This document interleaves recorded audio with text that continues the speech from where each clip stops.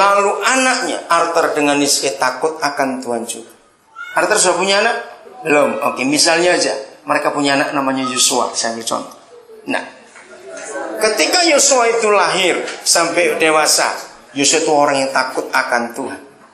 Maka di seluruh Masohi dan Maluku Tengah, orang berhak menyebut, lihat Tuhannya Jimmy, Tuhannya Arthur, dan Tuhannya Yosua. Ngerti nggak tradisi itu? Itu luar biasa. Maka itu Papa selalu bicara soal generasi. Karena itu, lagi sekali, jangan salah menikah. Apa itu salah menikah? Menikah dengan orang yang salah, bukan yang dari Tuhan. Yang belum menikah, siapkan diri kalian. Minta konseling kepada Bapak Ibu Gembala untuk mereka membimbing saudara. Istri-istri yang datang sendiri, suami tidak ada, jangan putus asa. Tetap masih ada harapan. Tuhan akan memulihkan. Percayalah itu. Asal doa yang sungguh-sungguh. Jelas sekarang hebat sekali. Jadi suami pegang peranan. Istri, ayo kita tunduk pada suami. Dengan lihat Yesus adalah dia di dalam diri suami. Hormati itu. Masih Efesus 5. Sekarang ayat 25.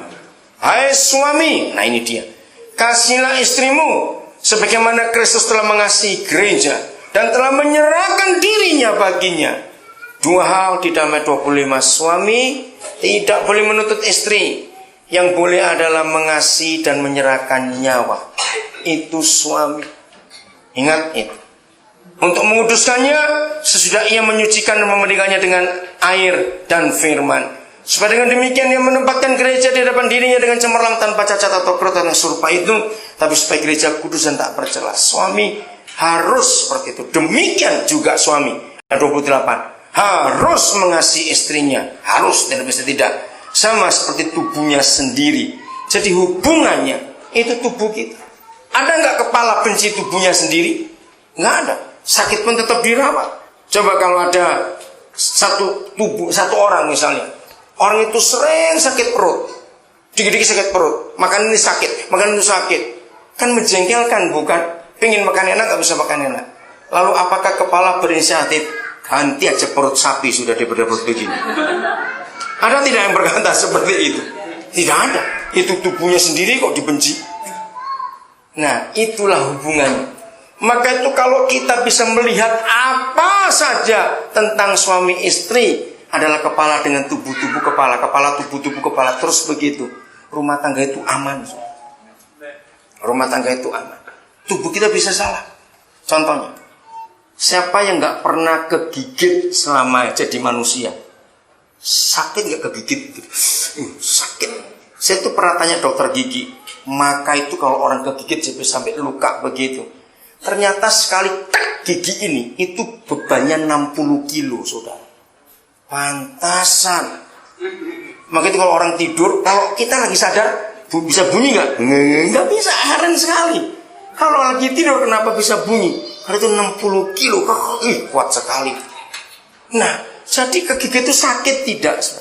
Sahabat saya tanya, kok sakit tidak? Sakit sekali. Begitu bukan? Nah, tubuh ikut sakit atau cuma mulut yang sakit?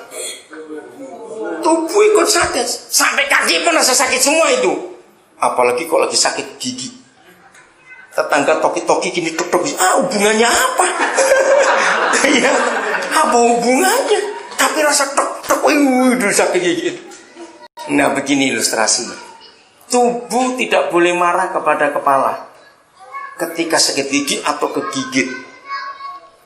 Karena lukanya begitu parah. Terus besok tubuh bawa ke dokter gigi, dok cabut semua gigi ini dok. Itu kurang ajar dia dok. Begitu? Loh, cepat-cepat. Begitu tidak? Tidak. Walaupun menggigit tetap disayangi. Karena giginya perlu. Amin. Nah, itulah suami istri. Jadi kepala bisa salah, tubuh bisa salah. Tapi salah selalu saling menerima. Amin, saling menerima. Tidak bisa tidak. Ini hukum yang luar biasa. Saya lanjut ke ayat 29. Sebab tidak pernah orang membenci tubuhnya sendiri, tetapi mengasuh dan merawatinya sama seperti Kristus terhadap siapa? gerejanya, karena kita adalah anggota tubuhnya. Sebab itu laki-laki akan meninggalkan ayahnya dan ibunya bersatu dengan istrinya, sehingga keduanya menjadi satu daging. Rahasia ini besar, tapi yang aku maksudkan ialah hubungan siapa dengan siapa? Kristus dengan gerejanya. Jadi begini, hubungan suami istri, di samping hubungan kepala dengan tubuh, ternyata hubungan Yesus dengan gereja.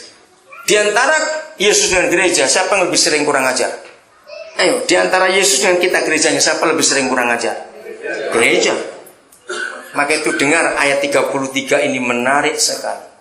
Bagaimanapun juga, bagi kamu masing-masing berlaku.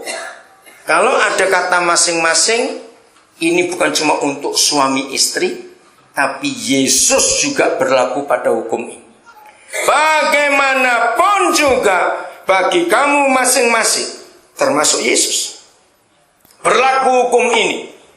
Apa hukumnya? Cuma ada dua. Satu, apa bunyinya? Kasihilah istrimu seperti dirimu sendiri. Ini termasuk Tuhan Yesus tidak?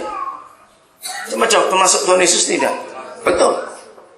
Dan yang kedua, siapa? Hai istri, hendaklah menghormati suami. Maaf, tolong, kalau ada di sini istri-istri mulutnya bocor, dengar baik-baik kata ini ya, panci bocor bisa ditambah. Mulut bocor itu dijahit, nggak ditambah lagi sudah. Apa itu mulut bocor? Banyak, ada beberapa istri mulutnya bocor ke tetangga kemana cerita soal suaminya. Awas, berhenti mulai hari ini. Sesalah-salahnya kepalamu, mungkin sering pusing, sering sakit gigi, sakit telinga, apa saja, tubuh tetap butuh kepala. Istri hormati suami, ini hukum. Nah, maka itu banyak hanya laki-laki menggunakan hukum Matius 19. Boleh ceraikan kalau istrinya berzina. Salah. Karena ayat ini yang meneguhkan. Walaupun istri berzina. Saya tanya kepada saudara, kita apanya Yesus? Istrinya. Kita nggak pernah berzina? Jawab, pernah. Jangan tersinggung dulu. Wih, kurang ajar itu Bapak Pendeta. Tunggu dulu. Berzina sebagai hukum surga. Ya, gini. Saya tidak hafal sama sekali KUHP. Yang hafal cuma polisi dengan jaksa. Tapi kalau KUHS saya hafal. Hafal mati istilah orang Papua. Itu KUHS. Kitab Undang-Undang Hukum Surga. Itu saya hafal. Nah, di dalam kitab Undang-Undang Hukum Surga, masih ingat Matius 5?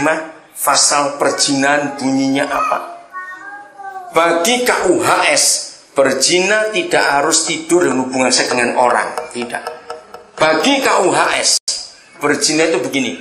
Apabila kamu melihat orang lain, lalu apa? Jangan pura-pura nggak tahu, awas ya. Lalu apa? Cepat terus.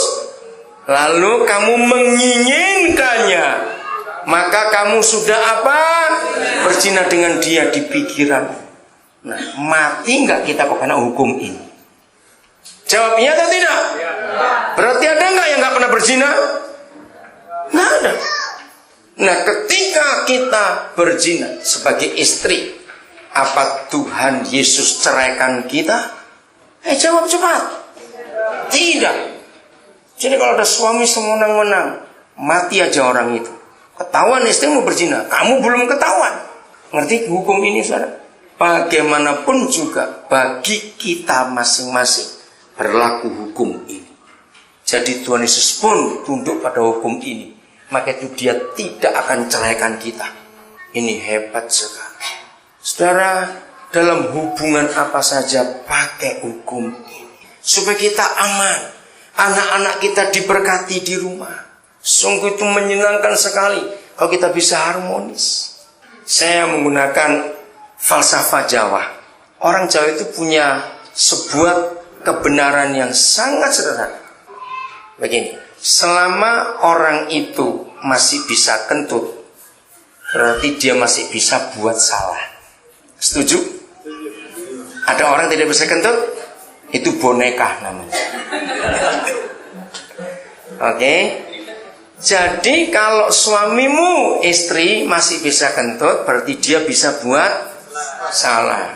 Nah, kalau dirimu juga bisa kentut, berarti masih bisa salah.